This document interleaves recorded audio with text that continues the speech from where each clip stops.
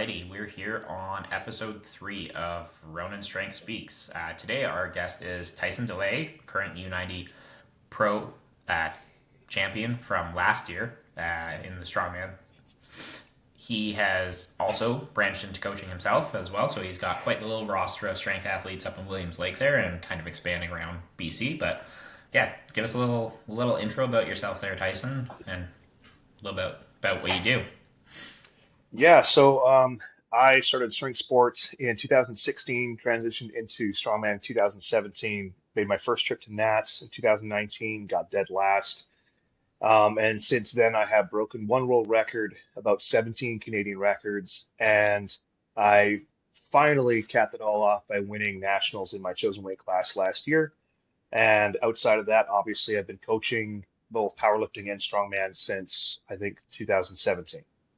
Okay, awesome. Well, that's definitely quite the illustrious career between yourself as an athlete and as a coach, obviously. So let's start a little bit about you as an athlete, and then we'll kind of branch into the coaching, kind of how that goes to play. So, for yourself, what kind of got you into the sport of strongman, or where did you start? Because you said you started strength sports in 2016. What sport did you start with? Was there something in particular? In 2016, or I guess it was closer to probably 2014, I realized, I shouldn't say I realized, I'd known it my whole life. I was just a really skinny, weaker person. I did a lot of martial arts, did a lot of sports. I was like literally 135 to 140 pounds on average, and just wasn't a very strong person. I could work really, really hard, but it was like my static strength levels were garbage. And I figured, caveman brain, in the event of me or my family getting in trouble and needing, someone to fight their way out of something, I was pretty damn useless as basically being about the size of a 12-year-old girl. So figured I should start putting on some weight and getting stronger so that I could be more useful around the farm, more useful at work, and also watching the just startling amount of injuries in the trades due to just general weakness in knees, low backs, and shoulders. So started looking into recreational powerlifting for health and wellness. It's kind of what my parents did. And then I went on a journey of like just trying to get bigger, learning the powerlifting movements, started doing squats. They were horrible and very, like quarter squatty. Started doing probably the most ugly sumo deadlifts a person's ever seen. And I completely skipped bench because bench is just dumb. There was that, and that kind of carried me through till about 2016. I was plumbing a random dude's basement, and his wife comes downstairs and says, "Hey, you've got a big back. Do you powerlift?" And I was like, "Why, yes, I do."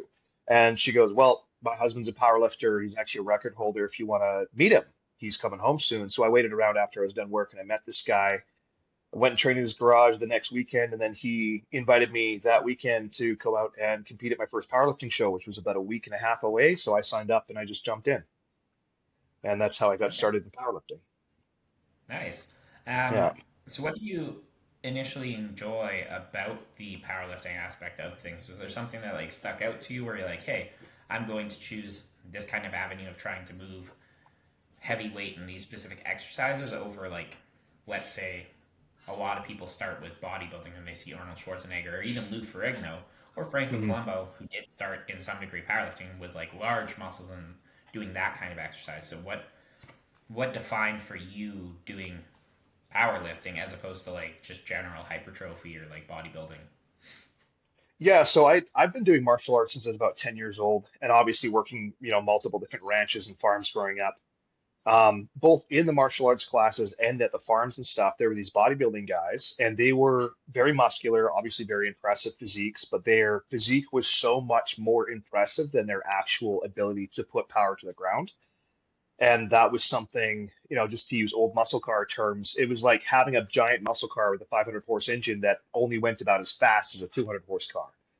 Yeah. It was just, that to me, I was like, all this flashy muscle is for naught if you can't use it. So there was that. And then secondly, when I first went to the gym, I drugged my two roommates to the gym as well. And, I was classic young bachelor guy, just batching it up with a couple roommates. But anyways, so we were all eating the exact same food. We were doing the exact same workouts. And within a month and a half, I didn't look any different, but I got stronger. They both looked drastically different. And that was when I decided bodybuilding genetics are not mine to have, and I will never be on stage. So I Fair said enough. I'm So going to pursue strength instead. that's yeah, definitely understandable. So now, from that standpoint, being a coach now, understanding kind of how the body works and things of that nature, do you think that maybe your programming at time and how you were actually attacking certain movements wasn't necessarily true to hypertrophy versus some of the other guys? Um, do you think that more or less, like, you were rushing through things, missing out time under tension or stuff like that? Because realistically, assuming that you are eating properly, damage is occurring to the structure and the cells, you will change anatomically. Yeah, for some people it might not look as impressive, it might not happen as fast, but do you think that your training side of things wasn't necessarily truly bodybuilding and how you were doing things may have been actually, without you realizing, more of a strength base? Yeah, no, I mean, it was actually very strength-based training. It wasn't true bodybuilding training for sure, but there were bodybuilding aspects of it. Like, we would do our heavy squats and then we would do a bunch of just burnout sets as kids do on stuff like leg press and leg extensions and all these other things to try and build hypertrophy. But like at the end of the day, my muscles don't want to naturally grow very large. My joints aren't well set up to look, fantastic for bodybuilding. Whereas the two guys I was lifting with, they had much smaller skeletal structures, and I think it's the, oh, what do you call it? My friend Muscle explained bellies. it to me. Yeah, the muscle bellies. Thank you. The muscle bellies specifically reacted very well to the kind of training they were doing and grew exponentially in size, whereas mine, I mean, like there was some changes. I put on a couple pounds, but it was very, very minuscule in comparison to what was going on there. So I'm like, regardless, at the time anyway, I figured regardless of what I was doing, I wasn't going to react in the same way as other people were to build that flashy, sexy muscle. No, that's completely understandable. Well, obviously, at the time too, being a At the kid and time, yeah, whatnot, you're like, "Hey, yeah, this isn't working for me. Let's go with what I'm getting decent at, which is lifting heavy things and stuff." And especially exactly, for yeah. you, like you said, there was more application to being stronger in your day to day life and doing stuff on the farm and things like that, right? Hmm. Um, so then, what kind of in your mind made you shift into a more serious version of training? Was there ever like a specific moment where you're like, hey, I want to try competing now in one of these specific strength sports? Obviously, you started with martial arts, and that was, I imagine, competitive to a degree, but moving from that into the barbell side of strength sports, was there ever a moment where something was like, hey, I'm going to try this? Yeah, so like I'm pretty good at just like jumping in, and so when that guy invited me to go to the powerlifting show, I was like, oh wow, sweet, and I went and did it. I was terrible. It came last, but I didn't care because I had so much fun, and the energy was great, and the people I was meeting was great, and I looked at a lot of guys who were much much stronger. Then I figured, well, if I work at this for a really long time, I can eventually achieve that. And I didn't lose my belief in that until many, many years later, that I could eventually get there. And then now I believe again that I can get there. So it was kind of an interesting up and down journey as far as that goes. But I think, truly lock in super hard until 2019. And by then I was basically on my way out the door as far as powerlifting was concerned. And that was when I was locking into strongman. Yeah. Okay. Um, so then that was when you kind of made the shift mentally. You're like, hey, I can actually be good at either of these sports. Was that safe to say? No, I knew that powerlifting would take me a very long time to get good at because even after I was powerlifting from 2016 all the way up until 2020, and I'm still well, not now in this moment, but like at that time when I left powerlifting, I was still a garbage powerlifter. My deadlift was okay, my squat was decently competitive, and my bench was garbage. But bench is stupid, so who cares? But anyways, but where I could do really well potentially was in strongman because there's moving aspects, and I figured if I could just get big enough and strong enough to keep up with the static events, my moving events were good enough that I could do well. I just figured it would take me a very, very long time to get there. So I kind of set out like a 10-year plan in Yep. 2018 or 17 when I was really seriously looking into it. And that was kind of my goals was all within that 10 years. Okay. And then what were those goals in that plan? I'd like to still circle back to the powerlifting side of things because I got a question about potentially how you're training there. But what were the goals that you did set out in that 2017-2018 region of space for yourself? Yeah, so the goals was to be Canadian champion in strongman. The goals was to place top 10 at Worlds. A goal was to be able to deadlift 700 pounds for more than one rep and to be able to squat 600 pounds for reps. And aside from that, I think I made this. I'd have to have a look at the old piece of paper, but I think I set a goal to break the world record Atlas stone. So, but I wrote Okay. this all up. I had these goals in my head since 2018, and I put them to paper on 2019. Yeah. Okay. Yeah, Was there back to the powerlifting, then we'll get over to the strongman here. Did yeah. you work with any coaches in particular during your time powerlifting, or was that pretty much you just self programming and self teaching and then kind of dabbling here and there with the local powerlifters to get tips and tricks and stuff like that? I basically just showed up at this old powerlifter's house, and he just kind of let me work in with what he was doing, and I just copied him, which was like it worked great for him because he was just he was just built like an ox. But for me, it was kind of garbage. Like my growth over the years, even though I had the wicked beginner gains, my growth over the years was very, very, very slow. And so I started looking into actual programming in, I think it was late 2018. I started looking into like researching programs online and actually learning how to do programs because at that point when I was coaching people, I didn't write them programs. I just taught them how to lift safely. I was like, here's how to do good form. Here's how to squat. Here's how to bench. Here's how to deadlift. Like that is all stuff I understood how to do quite well. Definitely not as good as I do now, but I had an understanding that was better than, let's say, your average PT at your average gym. Um, and so, I was able to help people with their form issues and figure them out, but I didn't know how to program for anyone else or myself. So I was just following along with what this old guy did. And I looked up, I don't know if you remember who Keller Woolham is, Yep. but yeah, so he had a program that was just ridiculous. And I followed it for I think a month and a half, just about killed myself because the volume was so high. And ended up kind of saying, well, that was great. I did make some gains, but I'm toasted oats. So that's when I hired my first coach. I think it was just coming into the year 2019 when I hired my first coach. And that's when I Okay. started onto an actual programming thing. Yeah. Um, do you think now, knowing what you know currently versus what you did then, working with that old timer may not have been the best idea because, like, obviously you being a beginner, and I imagine being anatomically much, much different with strengths and weaknesses, that his program was essentially setting you up for some degree of failure in powerlifting, being it's such a technical sport that's very individual based. Yeah, so he was helpful in some ways, but then he's just his outlook on things was so much of a, as we say comically, the unga bunga. So Yeah. he bent over and he picked up the deadlift bar, and that's how he deadlifted, and it worked for him. Mm. And he got injured a lot because his form was pretty sloppy, and I really had a lot of back tweaks and chest, strains because of the way that I was benching and deadlifting with the guy. The only lift that I was really actually had great form on at the time was my squat. And even that, I think I just continuously hammered away at the form until it was actually good. And back then, I was still primarily deadlifting sumo stance. So it was a completely different deadlift as well. But yeah, I think looking back, like I could have made like probably 50% or more extra strength gains on top of what I had if I had proper programming from the get-go. Yeah.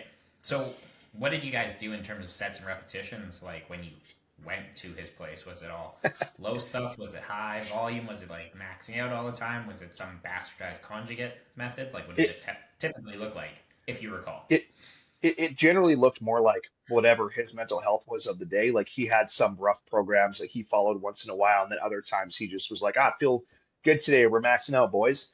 Like it was very much so like a lot of heavy triples, a lot of heavy doubles and singles, and then very high volume accessories directly afterwards. So we would do like 400 tricep push downs after a bench session. We would do um, honestly, not a whole lot of deadlift or squat accessories ever. It was just a lot of deadlift volume, but very heavy triples and doubles. So at the end of the day, not the most volume, but for me at the time, it seemed like a ton.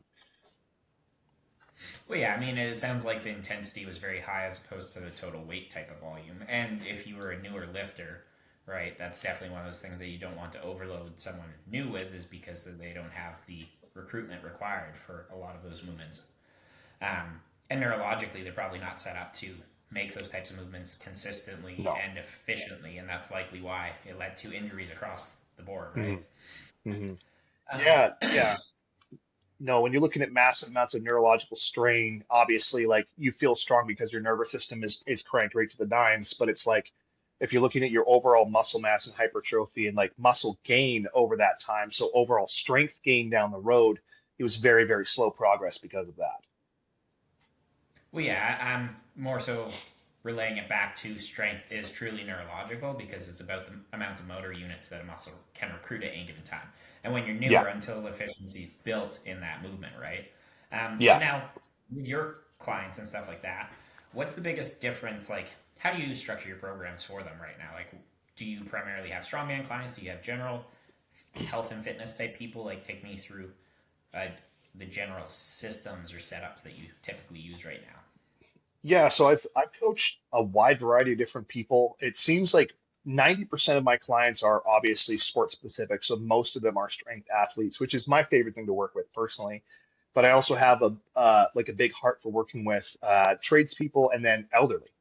So to me, it's like I've watched people age to a point where they become very incapable of playing with their grandchildren and like one the first old client I ever had was an old grandma that was like she just wanted to be able to get the 5 gallon bucket or not bucket but 5 gallon water jug off the ground and onto her water dispenser. That was all she wanted. So we went through the process of teaching her how to lift properly so she could do that and then building up the strength to be able to lift that thing. And I swear she didn't weigh much more than that water jug. So it was quite the deal. But obviously, my programming for old people, or like, let's say, a rehabilitation program just to keep a tradesman healthy, is going to be an awful lot different from a strength training athlete. But for my strength training athletes, I generally have, like, let's say we're prepping a guy for a show. So I'll have a couple of engagement exercises at the beginning of the workout that are going to, help him get all the right neural engagement to the correct muscles in order to have a really good time lifting. Like let's say a guy's got some issues where his glute or well, I guess if you want to be more proper about it, his adductor isn't quite kicking in. So he's got a little bit of the hip isn't engaging properly through the lift, so he's losing some power in his left leg. So we're going to do some clamshell hip openers. We're going to do a little bit of balance stuff to like make sure that everything's working and he's actually putting power through to the floor. And then we're going to go into, depending on whether it's a volume exercise or a strength exercise, we're going to do, that let's say his primary compounds. And then after the compounds, we're going to do a number of accessories based on that specific lifter to help him improve in the ways that he needs to be successful down the road. Yeah. Okay. Do you have any like favorite like methods leading up to a contest? So like you kind of gave me the gist there a little bit of like how you tend to set up for any athlete, but like let's say you're like 12 weeks out, so there's still a bit of a time beforehand. So like what kind of sets and reps are you using for someone leading into a strongman event, like for the general type of stuff, like so like deadlifts for reps or things of that nature? Like Yeah. what are you structuring and how are you preparing those athletes for that? Yeah. So generally, if we're 12 weeks out, that's like a long ways out from a show. So I generally just have them doing very high volume. It builds great conditioning. It builds good muscle. It helps them to not be lazy. So like if you're doing a lot of high volume work, depending on the athlete, obviously, like I've got a couple of older athletes that I do lower volume because of their recoverability. But if I've got a lot of really young athletes right now, like in their early 20s, excuse me. And so those guys get fairly high volume and they're able to recover from it. So it's good. And then, we lower the volume leading up to the show. Like, let's say it's a 1 rep max. So I've got the one guy who, like, every week he's tapering down specifically and he's like, increasing the intensity every single week as he lowers the reps. And then he's got back offsets to basically like just keep his cardio and conditioning up while he's going. I learned that from you. So thanks for that.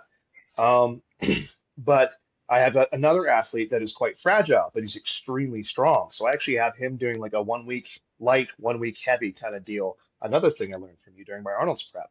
So Yeah. that is something that has been very beneficial for myself because I'm watching this guy who I think if he was under the same program as the other fella, he would have blown himself to pieces by now. But because he has 1 week a little bit lighter, he can, his joints and everything have a chance to recover, his tendons and everything. And then his nervous system is already so high that he doesn't need as much time prepping and peaking as the other guy. So it all depends on the athlete. Yeah, that's fair for sure. Like to tie back around to the light and heavy weeks. So the reasons why I use those specifically, how I tend to do those is based on usually specific movements. So like if let's say we're going to a 1 rep max deadlift in a contest or things like that, the reason I personally like to do that is because it allows us to still work on the dynamic side of things. Usually I pair it with bands or stuff like that on the light week, so we can Yeah, still get a speed work. relatively higher intensity, but with Yeah. a lower total working load. Hmm. And then on heavy week, it's going to replicate the contest, obviously, but so our intensity is higher, but our volume's a little bit lower. Um, but it's one of those things where you need to know where that fits in properly, right? And how it Hmm. works for everyone. It's not necessarily because, at least I don't use it in the case of if someone's fragile. It's more so looking at their training age and what's the best setup for the events and how to maximize it. Because for someone that's competent lifter that doesn't tend to get burnt out as much by certain things, or like let's say we're going to max, sometimes just more of a linear method in maxing out is easier. So that would be the other method where it's like you build up to a top triple, then you use a couple back off sets, but we're still Hmm. keeping total volume reasonable, but we're getting a good intensity across the board. And then that's always Yeah. usually based on percentage and stuff like that. Um, so what's been your favorite thing as a coach? Like, what's your favorite accomplishment so far as a coach? I would say it's probably actually this year. So like this year I had a number of newer athletes just kind of burst onto the scene here out of Williams Lake. And like it's it's nice when someone cares as much as I do, because like as a coach I care a lot. And so like these guys have almost like reflashed my passion for coaching because they're so passionate about competing and winning and doing well, and their training intensity is so high. Like I've had to back most of them off because they train too hard. And like obviously you can just drive yourself into an injury if you're overdoing it. I mean, I did that all the time when I was younger. So it's like I I've really enjoyed watching them grow and then watching them compete because, the one guy's just he's won everything he's touched so far and he's just blasted through it. And the other guy's been consistently placing second in every competition he's done. And I can truthfully say like 99% of the reason is because they are working their asses off so damn hard. And, it's like anything, like I'm like, oh, here's a horrible movement. Here's Copenhagen planks. They're like, that sucks. We're going to do it. I'm like, here's Yeah, cardio at the end of your workout. They're like, that sucks. We're going to do it. And I'm like, hey, here's some mobility work because, obviously your hips are a little tight. You're having a hard time getting to that sandbag. Well, that sucks, but we're going to do it. It's like they don't complain. They communicate when something doesn't feel good, and they care so much. They train so hard, and that has been my favorite thing as a coach is to watch people train really, really hard and actually succeed under the like with the protocol system. yeah. So do you think then um, that you enjoy training athletes that are similar to yourself? Because being your coach, I know that essentially I could put like go out and chip rocks for a day, and you'd be like, okay, I'm gonna go chip rocks for a day, that kind of shit. Um, so you're a very work ethic consistent individual. Do you feel as though that you and your coaching style works better with athletes that are similar to you, that have that same mindset, and it's easier to kind of get on the same page? 100%, yeah. Like I still think like even though I've been coaching for a long time, I still think like I'm under evolution as far as that goes. Like I can work with clients that aren't in the same headspace as me, but I feel like I definitely work best with clients who are like me. So like if I get a lazy client or if I get a client that's like, oh, I had a long day at work and I just don't feel like doing all this stuff, and I try to lower the volume a little bit and they still are skipping all their accessories, I'm just going to let that client go. Because I'm like, at the end of the day, if you're not going to work your ass off and actually try to be something, go work with somebody else. And like for me as well, like if my style of programming isn't working for you, you're wasting your money and I'm wasting my time.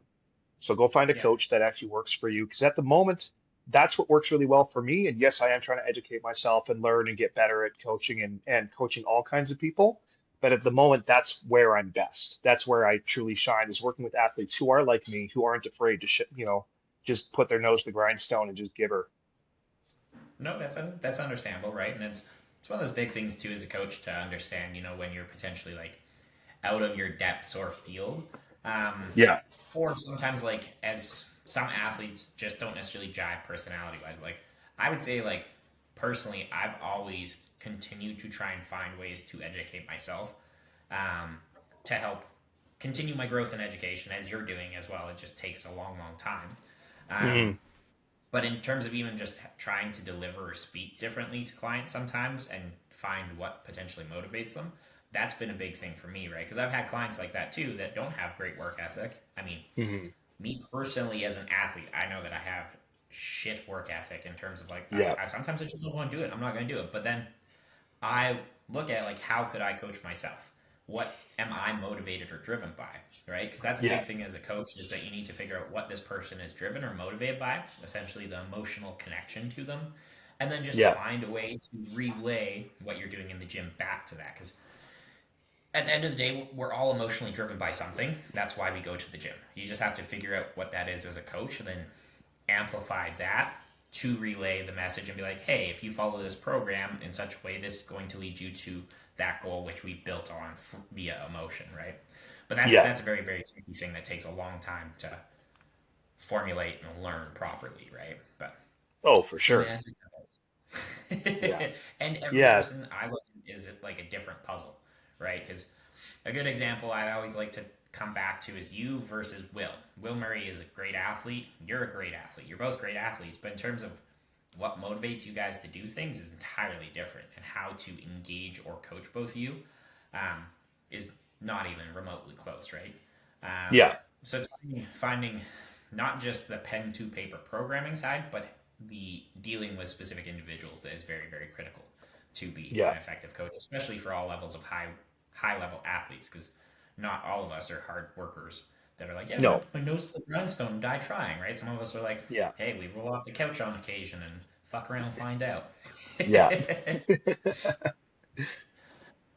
um, okay, so coming back to you as an athlete, because there's lots and lots to cover there.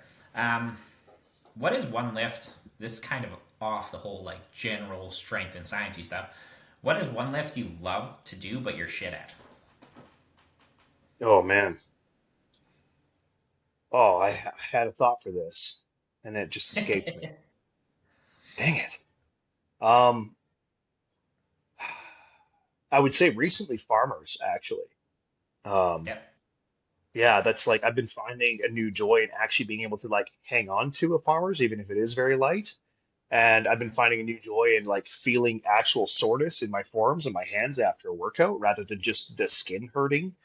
So Yeah. there's that, and probably pull-ups. It's not a movement I'm great at. I'm not bad at pull-ups, but I really suck at them, but I like them a lot.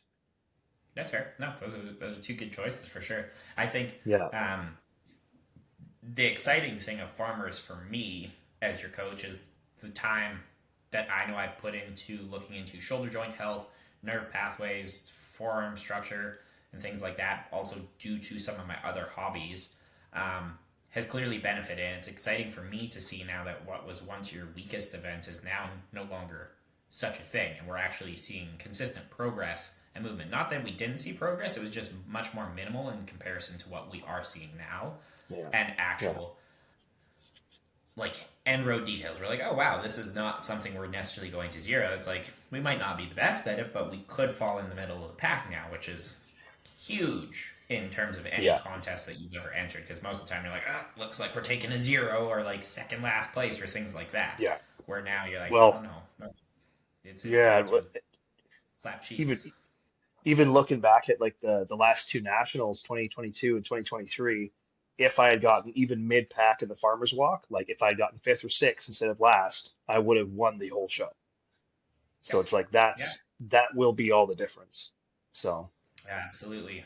All right. Well, transitioning from that, being we're on the topic of nationals, how are you feeling going into this one with the events that there are? Obviously, you're going up a weight class into the old yeah. shark infested waters of the U105s, but give me a rundown of how you're feeling event by event. Yeah, so first event's obviously the wheelbarrow into the sandbag. I I'm interested to see how that's affected by the grip. Apparently, it's not going to be very grip intensive, so I'm just going to drive into it as if I'm going to be successful, and I'm hoping to place very well in that event because at the end of the day, even despite the fact that I'm not the tallest or the heaviest, so I won't be able to put as much leverage into the barrel, I am a quick athlete overall, and sandbags are a good event for me. So I feel like I'm going to do quite well in that event. I'm feeling very confident about it. After that, I believe is the axle press. Yeah. Yeah, so an axle press is one that's actually because it's a press away, it's I think the worst form of axle press for me personally, and I've struggled with it in training a little bit, but I'm still Yeah. feeling like it's going to be decent because, I might not be in winning numbers like I have been in the overhead the last several years in the U90s, but I think as long as I'm not losing too many points, I'll be fine. Just do damage control in that event. And then there's the deadlift. Yep. Axle deadlift. Yeah, so I initially walked into this feeling very bad because of the axle deadlift, because axle deadlifts is just awful for the way that I pull.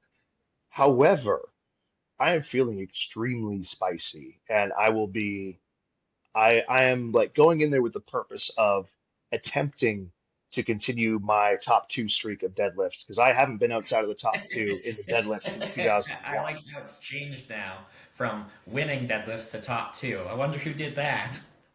Yeah, well, that's your fault. Um, There can only be one. there can only be one. But yeah, no, I feel like in 2021 I won my first deadlift at nationals, and since then I've either tied for first or tied for second at every single nationals I've done in the deadlift. Yep. So the plan this year is to try and take second and or first by itself. Obviously, very unlikely due to just the size and the power of the athletes I'm going against, but that doesn't mean I'm not going to try. So yeah. Yep. So yeah, hoping for big points there. After that is the yoke, which I think in the looking at how much lighter the U90's yoke is, I'm a little bit frustrated because I'm like, that seems like a speed run as opposed to what I've got lined up for me, which is going to be just a brutal slog. So I'm like, that's one of the times that I wish I was a much bigger athlete because obviously bigger trunk feels, yeah, as long as you're bracing well anyway, it feels an awful lot less garbage on your spine and your joints, the more mass you have kind of around everything. So we're just gonna muscle our way through that. I don't think I'm gonna do badly in it, but usually I'd rely on yoke to be a banker event, and I feel like top three is doable for me there. Mm-hmm. So, and then Same last here. event is sandbag to shoulder, which is actually, I think, a very good event for me. So, we're going to see how that goes. I'm feeling very strong in sandbag. I feel like top two or three in that event. Obviously, I want to win every event, but like realistically speaking, a top two or three in that event is probably doable.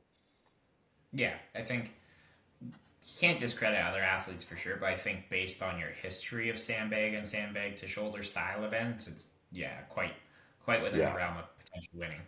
Now, you refer back to a lot of bigger and stronger athletes in the U105 division, but there are some athletes who walk around like the 212, 220-ish region of space and similar height to yourself as well.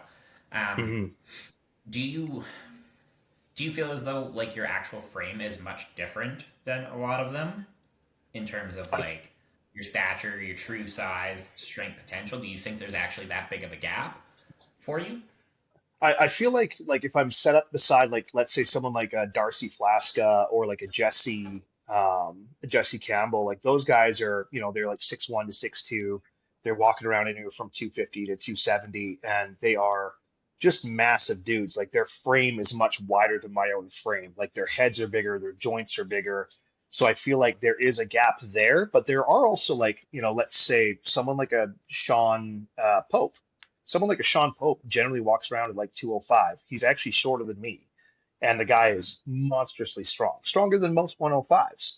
And so, I mean, like there are people who are obviously us of a smaller frame who are much stronger. I just don't feel like I'm one of those people at this point. So I am stronger than I was, but I don't feel like I'm at that level of like stupid strength yet where I feel confident I can win every event. I feel like there's a chance to win events, but I'm not walking into this like I would be in the U90s being like, well, I can honestly say if I'm not winning at least three events, I'm probably underperforming a lot. So No, that's a fair. So what's your body weight right now walking around? I'm fat What as do you hell, buddy. Like okay? Well, what this is is that? Last night I hit a new personal record of 232 pounds, and I'm Okay, feeling so you're chunky you're as hell. officially over the weight cap. So you are heavier, I think, than some people such as like Dustin Addy, Sam Spinelli. Yeah, Those guys yeah, are below the weight cap, right? yeah, And I would say like Sam is tall for sure, but I wouldn't say he's a monstrous individual. He's not like you walk up to him and you're intimidated by him. Sam's a very lovely individual, by the way. yeah. Um, Same thing even with Dustin Addy. I believe Dustin's like my height or slightly shorter, so he'd be pretty much around your height. And yeah, I think he weighed like 225 at weigh-ins at BC Provincial. So Yeah.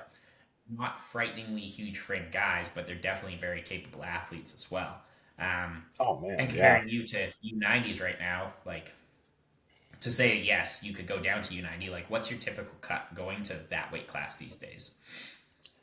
Like earlier this year for the Pro Am in Kamloops, I think I was weighing about 215 to 217 pounds, which is for me a very comfortable weight. I like being around that weight as if I'm eating a lot, but not an egregious amount of food. I usually hang out between 210, 220, 215 to 217 is my average weight. And that's a very comfortable cutting weight for me. Like I can cut 17 to 20 pounds very comfortably down to 290, or sorry, down to 198. But if I'm much heavier, like let's say I'm sitting in the mid 220s, that becomes a little bit more of a grind for the cut. It's something I can still do. I have done it before, but it's not as comfortable. Yeah. So I'm flipping the script a little bit, and this is just me being a bit of a dick for interviewing, but I'm curious to see what you say. Being so heavy for the U90 class, would someone be able to say that you're just a bigger and stronger framed individual than them? That may be why they get beat by you? Because I think let's it. look at someone like Jared Carrier or Will Murray, for example. Mhm. Those guys, physically smaller framed individuals. Will is doing the U90, and I believe Will's current weight is 194, maybe. So Yeah, he's below that weight cap, right? So you being someone who's 20 plus pounds above the weight cap, cutting down, would that not make you essentially like a Darcy Flasker or a Jesse Campbell of that weight division? 100%. I absolutely see myself that way. Even though my strength levels, I don't think are quite to the area where they need to be for my frame, but I do believe that my frame, because like if we're talking joints, structure, head size, just the thickness of bones and all this other stuff, I do feel like I'm much more dense than like let's say a Will or a Jared. Maybe I can't speak for Jared, but at least for Will, like I know like my joints are physically much bigger than his.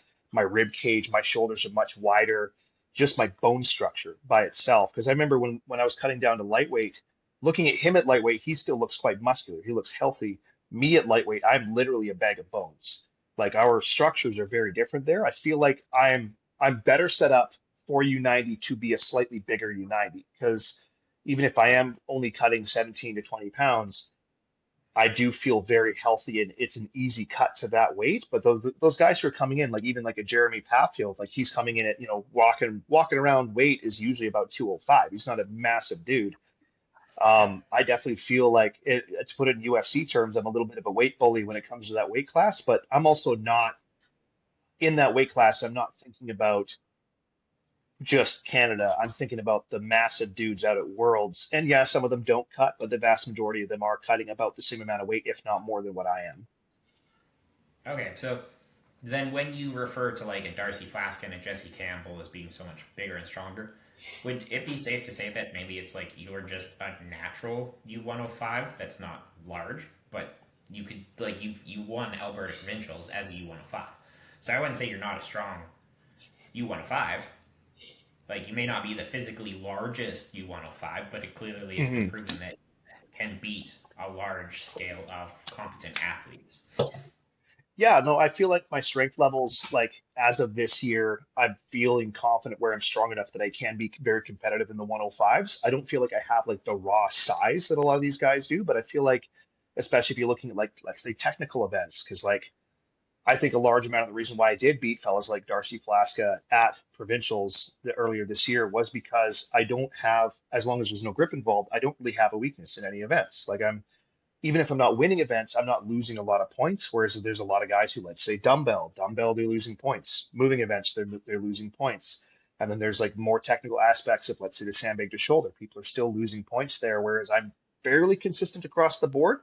I think it's a little less serious at a provincial show because even though it's heavy, it's lighter than nationals with the extremely heavyweights at nationals, I feel I'm at a slight disadvantage, but at that same point, I'm still going to be relying on my consistency and my strength skill across all the different events to try and make up for my lack of where I lack just the raw static power. That's fair and understandable.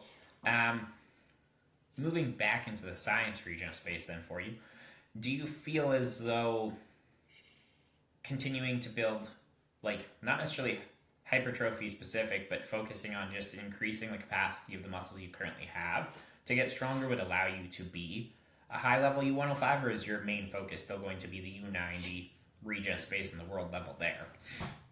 I think if we're talking about international shows, I just quite frankly do not have the size or the raw power. Like even if you're looking at U90s, my static strength levels I think are still only about mid tier for let's say a deadlift or a log.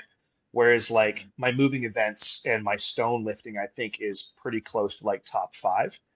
Um, Obviously on a a day where I'm not shitting the bed, but whereas if you go into the 105s on the world scale, those guys are basically just small open weight athletes, and they're extremely, extremely strong. On the Canadian scene, I believe I can be a 105 champion at some day, maybe this coming weekend. We don't know. But the thing is that I feel like the level of competition here in Canada, at least for that weight class, at least for the guys who are showing up, because we don't have like any Austin Ryans showing up is much, much, much lower. Because like in my eyes, the best guy going to nationals this year in the 105s is Jesse Campbell, and he's the only true world class level 105 that I see at nationals this year. Okay, yeah, no, that's it's understandable to hear from that perspective. I mean, like, I know my first nationals I got to see Isaac Mays, I believe 2018. That was Waterloo, Quebec, and I want to say either he was the U105 champion that year, or he had gone up to open weight and walked around. I think at like 255. But Isaac isn't necessarily the most giant individual. He's my height, slightly a No, bit taller. yeah, Yeah, he usually walks around quite close to that 231, and he's been world champion, like Clash on the yeah, Coast world champion, like this stuff. yeah. Um, so I don't think like it's not that you couldn't do it. Not someone like that's giant, because Austin Ryan, for example, as well.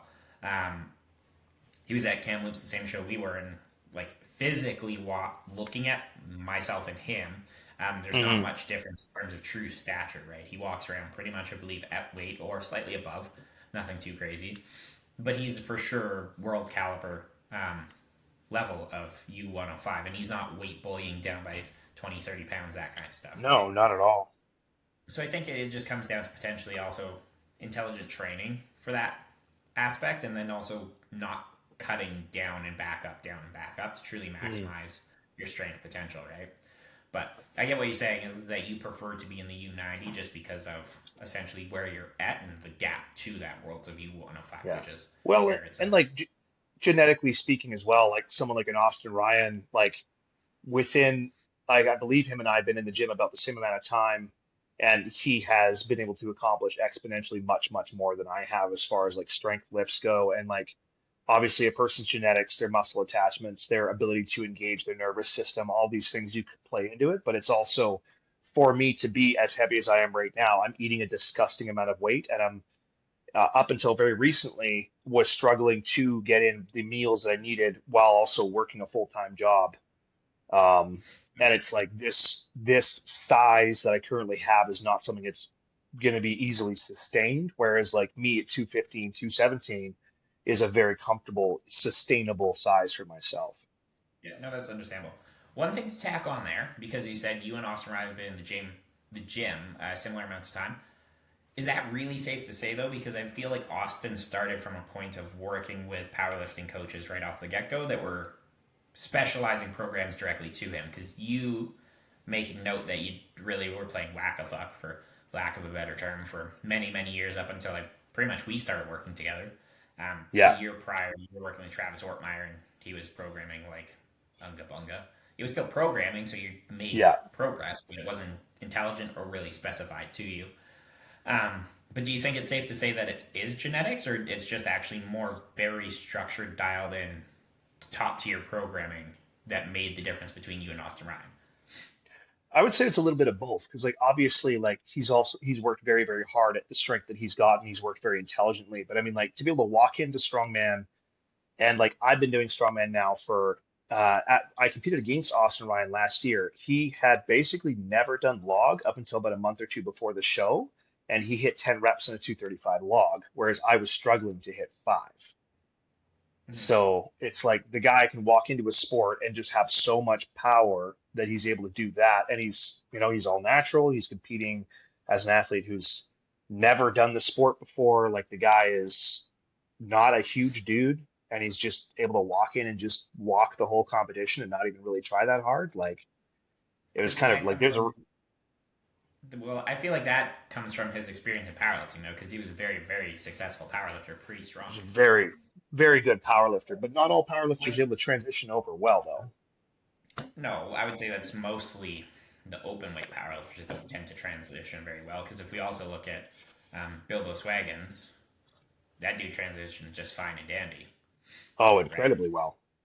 But So I would also say he's that's also a mixture of that's genetic freak and hard work, though. yeah, but also a long amounts of intelligent programming because you can't Hmm. like someone that yes they may have some slight genetics maybe an advantage, but if they have terrible programming and they're just going into the gym spinning their wheels, they're not going to be successful, right? So that's No, more or for less sure. why I'm just trying to use Austin Ryan as a little bit of a defense. There is that yeah, you might be genetically gifted, but the dude was world caliber powerlifter before he transitioned to strongman, right? And Oh, if for he sure. started with the goal, step one, be world caliber powerlifter, and day in, day out, eight slap shit powerlifting at a high intelligent level, that likely could be why he is where he is, right? And also everything in life may have surrounded it. I don't know Austin personally that well, but I do know a little bit about at least his powerlifting accolades and things like that leading up to it. So Yeah. I think personally he's a more challenging one to say that's a genetic true outlier. Like, yeah, he's got some, but at the same point in time, I think he just did everything well and proper right off the get go. Where for some of us, it's a learning curve, right? Like, we have to make those mistakes, be like, oh, well, I'm going to go with this coach because they're famous or like I really like them and I think they're going to be good for us. But you don't necessarily like look at the background experience or tried and true athletes that have come from them. So, Yeah. um, what if you were to suggest to a new athlete what to look for in a coach? What would you suggest? Um, I would suggest looking at someone who has firstly like a good history of coaching, a good history of not injuring their athletes, or a good history of like if he has a roster of athletes like yourself who are continuously improving and doing better and for the most part very healthy, because sometimes freak accidents happen and people get hurt and injured, right?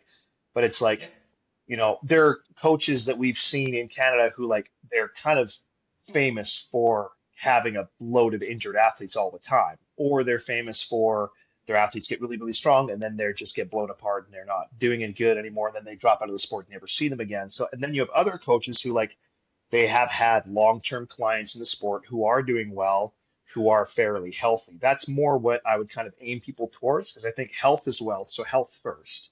And Yeah. then you look at someone doing well in the sport as I think the second most important thing because like doing well in the sport's great, but if you're only going to be here for a year or two and then you're gone, maybe that's your goal. But for me personally, that's not something I would suggest. Yeah, I would say that one is more like athlete dependent. Like, what are their goals? Is their goal just to come into the sport for 1 year, win a national title, crisp high five, and carry on their merry way? Then, you could look at what kind of coaches get people to that level. Because, once again, at least in the sport of strongman, I don't think it's the most conducive to longevity in terms Mhm. of health. And Yeah, that's just the reality of the sport itself, right? It's very, very challenging to balance and maintain regular life, regular work, and stay healthy doing it because it is just so much required abuse and strain on the body, as well as other supplementation that a lot of people do tend to lean on that have the effects that are somewhat desirable or undesirable. They come with desirable effects and undesirable ones over a given amount of time. yeah, And that's also rampant to use them incorrectly, which lead to more issues down the road. Um, yeah, I would say that's obviously sport specific and seeing what's right and what's not right for the yeah, athlete themselves, right? Um, yeah. so So, for you, what's been the biggest challenge coming into strength coaching, and a little more seriously, because you've been dabbling, like you said, for the last little while and stuff like that, but now you're trying to make more of a push into it. So, what's been the biggest challenge for you to overcome currently? I think for me, it's been like adapting to new athletes that aren't like me. Adapting to Yeah. athletes that aren't like me. Because like I know me and I know what works well for me. It's trying to do the research and figure out what works well for athletes that aren't like me. And like you said, motivating athletes that aren't of the same headspace as me. So obviously there's physiological differences and then there's mental differences. And it's difficult. Like the mental side of things is one thing, but it's like it's difficult when it's someone who's physiologically different. And that's what's driven me to do much more research into like things like muscle attachments and biomechanics and making sure that I'm giving them the right kind of accessories to give them success long term. Because like my goal is not just to have a couple great athletes for a couple seasons. I want to have athletes that are super strong during the time they're competing and then able to transition into the rest of life healthy and well. Mhm. So, are you currently focusing more on like the biomechanic aspect or the base level programming and things like that for different body types and styles? I think both, because like right now I'm dealing with one athlete who's a gymnast. He was a gymnast for a very, very long time. And so obviously his ability to create explosive power is really, really high, but his joints and tendons aren't able to keep up with him. So like I've been doing an awful lot of research on like basically how to back off everything and then focus on like obviously we're in the off season now, so we can focus on building so much stability, building very sturdy joints, well balanced joints, making sure that the injury he had in his ankle and his knee and his hip and the one in his wrist and one in his shoulder from all these years ago aren't things that come back to haunt him during his strongman, during his time here in the strongman sport. And then I'm wanting to make sure he can transition into the rest of his life when he's done competing in a healthy manner. So that's been one side of it. And then the other side of it's just been digging back into obviously like going back to basics and just making sure that my programming is actually very solid and that it's working well for these guys, like long term, not just I don't want to be someone who like, oh, well, if you train with this guy, you get better for 3 or 4 months and then you stall out. It's like I want to be able to continuously help athletes get better year after year. For sure. So, where are you going currently for your continuing education? Like, is it mostly just web articles? Is it specific individuals? Like, who are you looking up to or towards, and what kind of things are you pursuing in terms of the Um, education aspect? there's a couple different people that I study a lot. One of my favorites is Matt Wenning, just because so much of his stuff is geared towards prehab. So like his whole mindset is like we want to, if we prehab, we don't have to rehab. So preparing a person's Yeah. body, making it more or less bulletproof before they get injured, so that either they don't get injured or if they do get hurt, it's much more minor. And that way we don't have to spend as much time pulling back from the sport and rehabbing. Obviously, we want to make sure no injuries happen, but it's like if your athlete is well balanced, healthy, and conditioned, they're far less likely to get hurt. So Yeah. yeah, he's been a major inspiration. Obviously, the guys from Squat University have been massive inspiration. I've also been looking into a lot of the uh, excuse me, MST systems, and who's the other guy? Tom something? Tom Hibbert with Winning Tom Strength? Hibbert. Yeah, yeah. Yeah, winning strength, winning strength. Yeah. Winning. Yeah. Excuse me. But eggs, sorry. But if you look Okay. at those guys, they have had great success with healthy athletes at the world level, both in powerlifting and in strongman.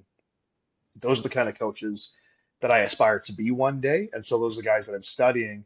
I've also had, because obviously buying so many, coaching programs has been expensive. So it's like if someone has leftover books or studies, I'm just like, hey, can you send me the books or the link and I can just read through all this personal training manuals? Because like I've gone through like 7 different manuals now for personal training. I've only actually taken one course, beginning to end, but I've read Yeah. through the manuals and everything for 7 of them now. And I want to keep on accumulating knowledge and learning from people. And I'm also, I don't know if you know who Vlad Tepes is, but he's a strength coach out of Georgia. He was Konstantin Janashia's coach.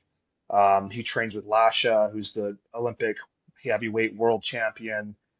trains with a lot of high level powerlifters in the country of Georgia. That guy, him and I have been going back and forth on like training methodologies and programming and stuff probably since like 2020. So Yeah. he's a super, super cool guy. I see him as like very knowledgeable, obviously crazy Eastern wanker, but like their methodologies are so crazy compared to ours here in, the Americas. But I really respect and love the way that that guy looks at training and coaching. Mm. Well, I mean, like a lot of American methodologies for strength coaching are essentially just bastardized versions of Eastern European styles. Because like the conjugate method is essentially just stolen, well, not stolen, but repurposed to a degree by Louis Simmons and his interpretation Yeah, on things like Bulgarian system, Soviet system, stuff of that nature. yeah, Um, but most, at the end of the day, most strength systems tend to look similar to a degree depending on sport. It's just sport specifics and how you filter them in and add them in. And of course, like phasing a program, that stuff. Like, are you at the start of someone's program? What training age are they? Like, there's so many little variables on how and when to structure things. Um, but yeah, I feel like anything the Eastern Europeans provide has been large scale beneficial.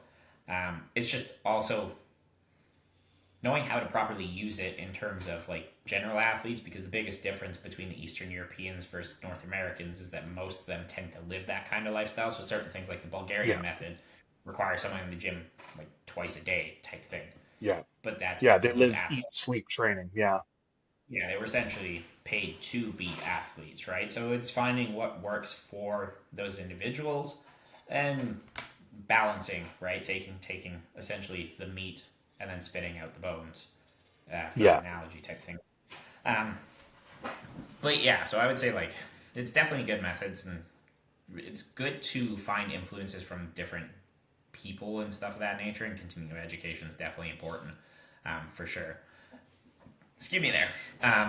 So bring it back around. Um, what are your goals in the next like 6 months? for Looking at myself. content. Yeah, for yourself. Like between being a strength coach and being an athlete. Let's go 3 and 3. What are your top three goals in the next 6 months as an athlete? And what are your top three goals as a strength coach? What would you like to achieve? Um, Top three goals as an athlete would be obviously I want to win nationals next weekend. I'll be happy if I podium, but the goal is to win. We always go to win. Like I'm not even getting off the couch in Canada if I'm not competing to try and win. Um, my goal at OSG, as crazy as it may sound, is I would love to crack the top 10, much less Yeah. likely than I'd like it to be, but given that there is a giant big old frame carry, but if I crack the top 10 and make it into that final, so help me, the greats will know my name and fear it and shake with fear when they see me lift stones. God bless stones. But anyway, so that's my The goal finals for, you did great. It's the monster dumbbell have a ladder and natural stones, so that's like yeah. Tyson City for the finals. Oh man, I've been itching for some natural stones, man. Like I have dreams about them. So I'm very excited for that. And then obviously I'm hoping for some beneficial events at the Arnold Classic because I have a bone to pick with the Arnold Classic because this year I had what I think was a pretty bad performance at the Arnold Classic and I still was only 2 points off of the top 10 finish. So the Yeah, goal is to fair. go back and take that top 10 finish. I'd like to finish in the top 10 this year, or not this year, but 2026. So that is my top three goals in the next 6 months for myself. Outside of that, obviously, I want to win the Pro Am next year in Kamloops, but that's much, much further down the path. Goals for next year would be to unleash the new athletes upon the BC regional circuit. I have a series of new athletes that came on with me at the beginning of this year. They absolutely cleaned house in the novice divisions across almost every single competition they did. Um, Very, very proud of those guys. They're killing it, but I want to unleash them into the amateur circuit, not just the novice class, and see what happens. Obviously, hoping for big things. And then we've also had and yes, I'm name dropping you, Chris. Chris Osley's been in incubation for about 3 years, and we're looking to let him loose out of the test tube and see what he can do on the in the super heavyweights.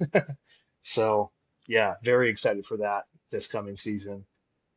Nice. As a coach. as a coach, I think that's what I'm most excited for is just to unleash the new guys, see what they're capable of when the stakes are higher and the weights are heavier, and then to finally see Chris come back, rumble back into action. It's been a long time out, and it's about time he got back on the floor. For sure.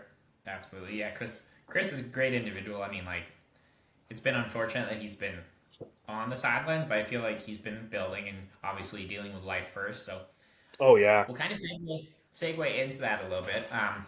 Competing at a high level and things like that. How do you deal with the balance of life and general responsibilities and things like that? Like, how do you personally deal with that as an athlete? Like, relationships, work. What kind of methods do you take to make sure that you can still do strongman to the level you like? Is there like some specific outline that you follow? Do you have a standard, like what you prioritize things with? Like, what is it for you?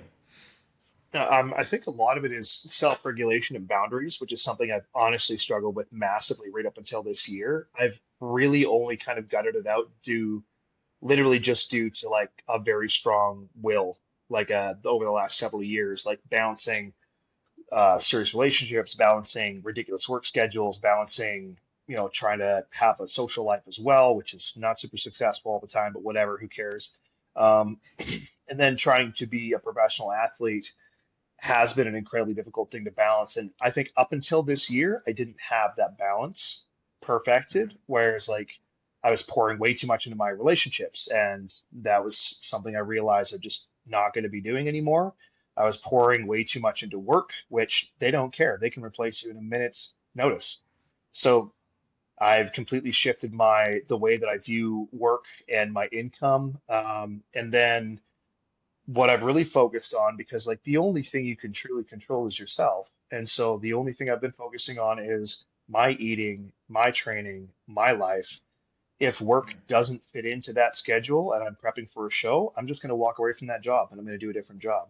Um, and same with relationships. If it's not serving me, if a relationship is getting in the way of my training or my success as a person and athlete, and that's not, I'll just walk away. I have no issues with that anymore. Like I'm not at this point in my life, like I've realized that I'm the only one who's going to be here for me, fighting for me 100% of the time, and that my goals are mine alone, and I'm going to succeed and or fall based on my own decisions, not someone else's.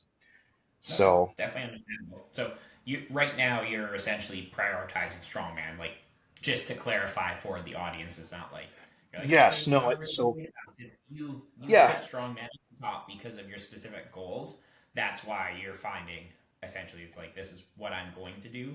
That's why yeah, relationship stuff I'm putting less into there, or having someone that's very supportive and understanding of those goals. Then same kind of concept with yeah. work as well. Yeah, this is the Cool. thing is like it like because stress will literally just destroy you. Like due to my own stupid life decisions last year, I was under so much stress that my training yielded very little growth. My competition performances were below what I wanted by a lot last year. And then this year, where I was prioritizing myself and not allowing other things such as work or people to stress me out, this year I found nothing but success. Whether it was training, whether it was competing, even in my work life has been much, much better. Mhm. Between, and I do a lot of work. Like I run a contracting business. I've been helping my friend because he's been injured and he runs a business. So I've been helping him so he doesn't go under. And then I'm also running my coaching business and I'm running classes 4 days a week. And it's like I'm doing all these things and I'm also, keeping up on a healthy relationship and making sure I have good social life and, spending time with friends and family. It's like these are all things that are very hard to balance. But as long as I'm willing to spend the time alone to do what I need to do in order to be the best athlete possible, that those boundaries are needed. And that's something that I didn't figure out until late, late last year. So I'm very grateful for the lessons I've learned and I'm carrying them into my future.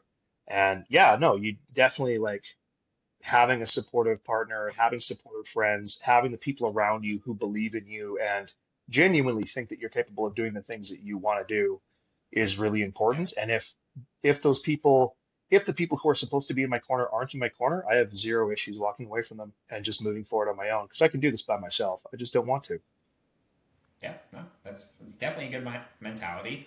Um, and then kind of we'll slowly segue to the end here. You're someone that has a good mentality usually when it comes to competing and stuff like that. So for all of like the newer athletes and people like that, they're just interested into like getting into the mind of you during competition day.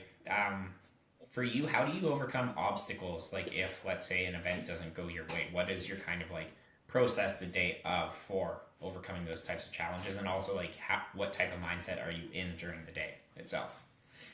Yeah, so I would say delusion is the solution, personally.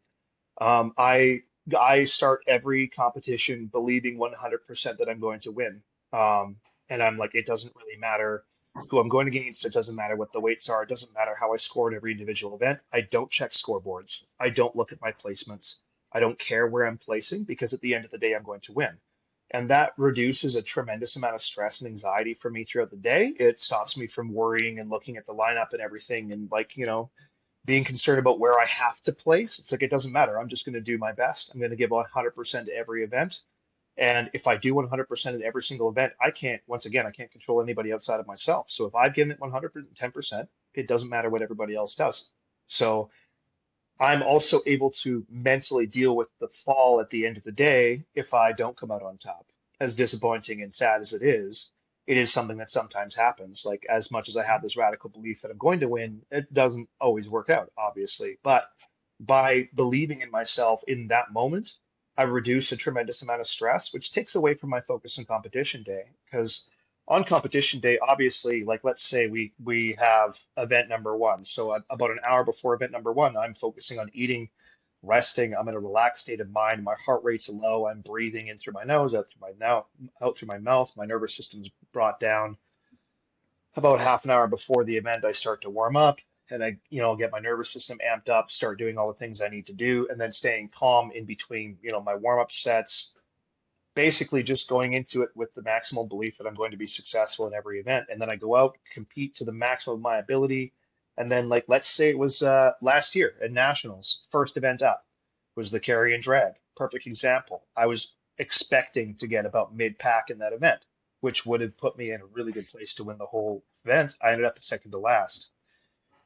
And I cracked for a second. I probably had like a minute and a half where I was like, shit, this is over. I'm losing today. And then I pulled my head out of my ass and was like, no, actually, you're winning today.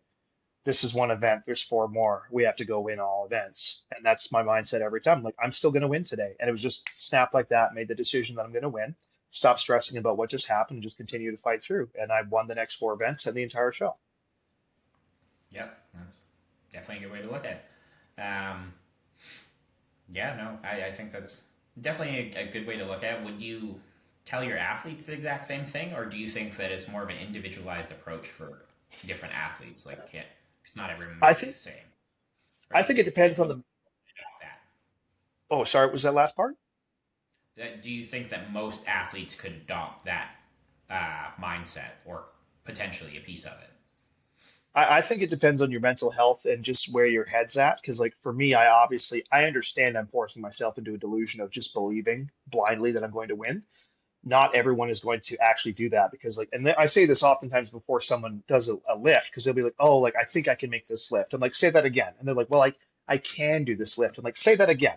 Like, I will do this lift and I will do it amazingly. I'm like, there, that's the right headspace. That's where your mind needs to be. If you don't believe 100% that you're going to get something, obviously there's a big chance you won't get it. And so, like, I really like to set my head in place and just believe in my soul that I'm going to succeed wherever I go and whatever I do. However, not everyone's like that. Not everyone can adopt that mindset, whether it's mental things holding them back, whether it's their background, whether it's their life experiences, because everyone's had a different life, right? So I would say if a person can adopt the mindset that I have, I think it's the best way to have a stress-free competition or a low-stress competition, and the best way to enjoy yourself the entire day you're competing and not be under stress, because like stress takes away from your performance. And for some Definitely. people, they work well under stress, though. Some people work really well when they're in that anxious, oh man, I'm fighting up from the bottom. Like, that's some people work really well under pressure in that way. But I can't but I prefer not to because I'm happier when I'm not like that. And I like to compete in a happy state because I love this sport and I want to be doing it for years and years. If I have to be in a bad mood or angry or whatever, I would probably retire. No, it's fair. Definitely understandable for sure. Yeah. Cool. All right. Well, I feel like that's probably a decent point to end off here. So I appreciate you coming on, and anything else that you'd like to say to the audience before we sign off here? I just want to say, if you're looking for great strength coaching and/or advice on strength coaching, I would get a hold of either Kyle at Ronin Strength Systems or myself at Thunder Strength and Fitness. We're both coaches. We help people do the strength thing in a good way. So there's that. And then if you haven't tried Strongman, you should probably go try it out and do it in an intelligent way so you don't get hurt. Also, thanks to my sponsors at Rebel Fit. Stefan, you're the best. Aside from that, thanks, Kyle, for having me, and thank you so much for being my coach for so many years. Yeah, absolutely. It's been a pleasure, and I look forward to seeing you in a couple days here at Nationals. Yeah, hell yeah. Sweet. All right. Thanks, buddy. Okay, you bet. Bye, dude.